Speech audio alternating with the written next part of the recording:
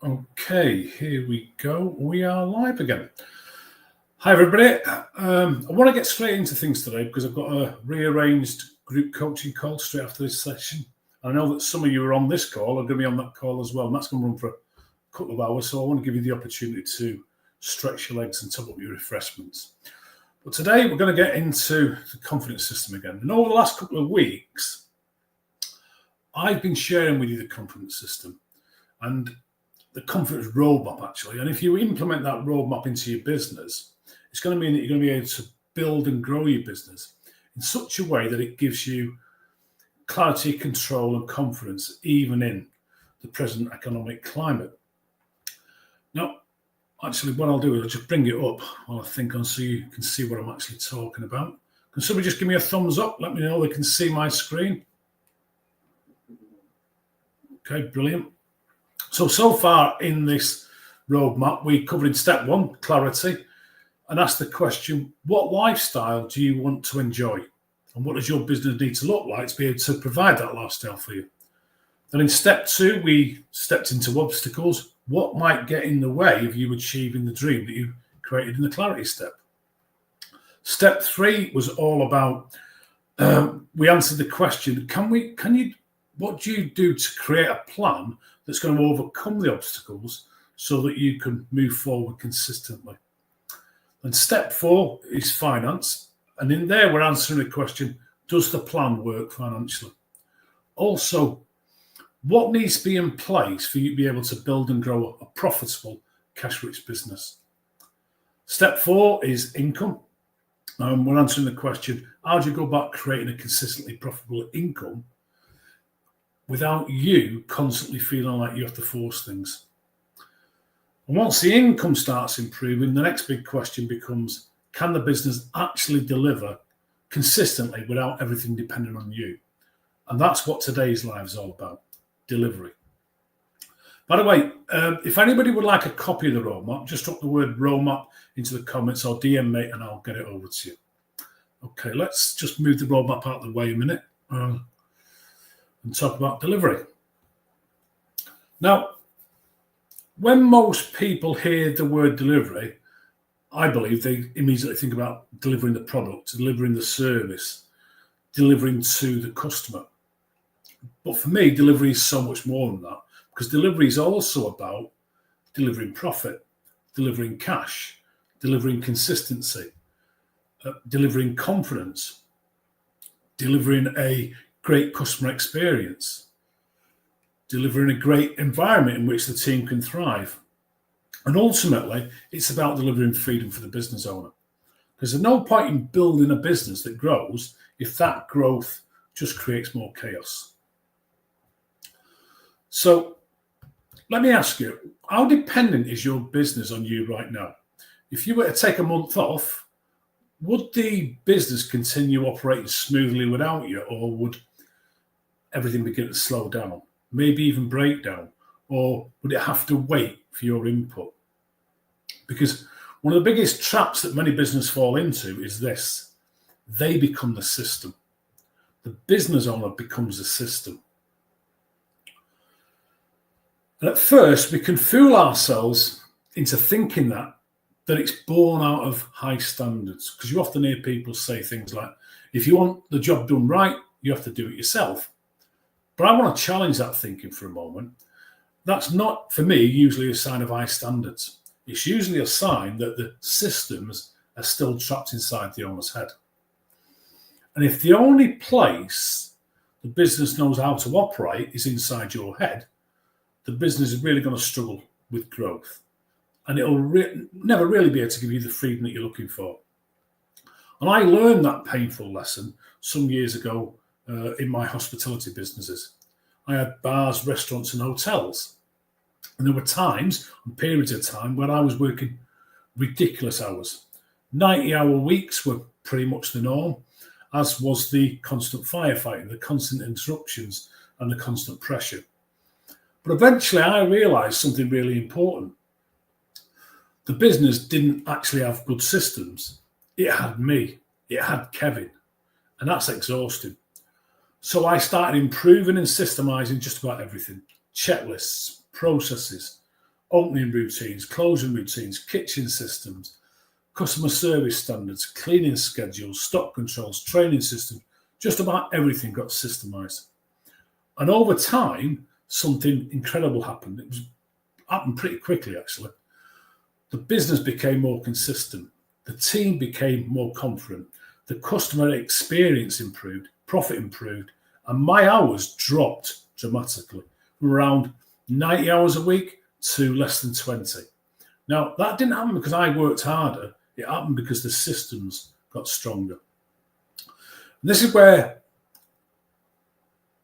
so many businesses get stuck because they try to grow without strengthening the systems that are holding everything together. But here's the thing. Your business cannot outgrow the systems that support it. And sooner or later, chaos will catch up. Something else I want to take into account is understand about systems is that systems are not there to create bureaucracy. They're there to create leverage. Because systems are about doing more with less, better results with less stress, less consistency, less dependency on any one individual. And great systems allow the business to produce better outcomes without needing more of you. And think about this. How much of your week currently is getting consumed by repeating instructions, fixing mistakes, answering the same old questions, checking work that should already have been done right? Because every single repeated confusion usually points towards something that's missing a system. And many business owners might think they've got a people problem, when actually they've got a clarity problem, a communication problem, or a systems problem. And systemizing doesn't mean turning your business into some kind of robotic machine.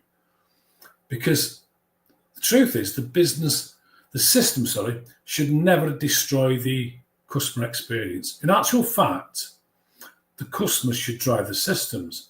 And that's a really important distinction because a bad system protects the business from inconvenience, and a great system makes the customer experience easier, smoother, faster, more consistent. And ultimately, customers come back for consistency. Trust comes from consistency. Referrals comes from consistency. Customers for life come from consistency. You're getting the theme here.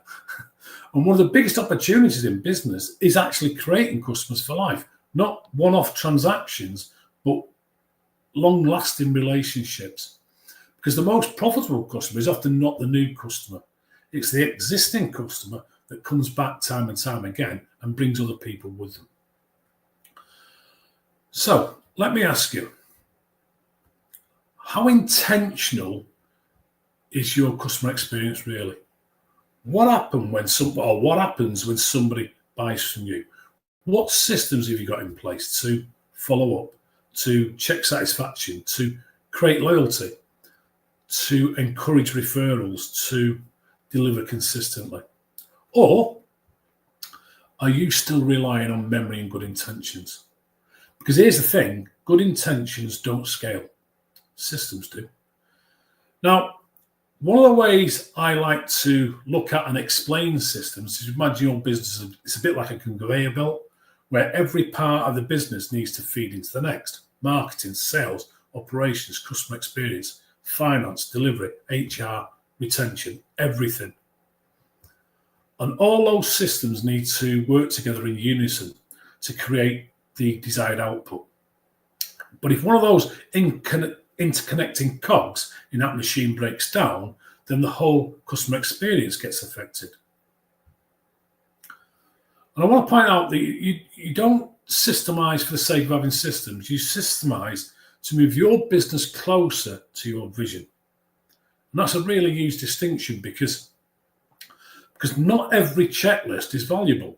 So, for instance, a checklist that creates consistency, quality, profit, customer satisfaction and freedom, now that's leverage. But a checklist that doesn't move the business towards your vision, well, that's just admin. And far too many businesses drown in pointless admin every single day. Think about, what are the tasks that are happening repeatedly every single day in your business? What mistakes are happening repeatedly? What frustrations happen repeatedly? What conversations happen repeatedly?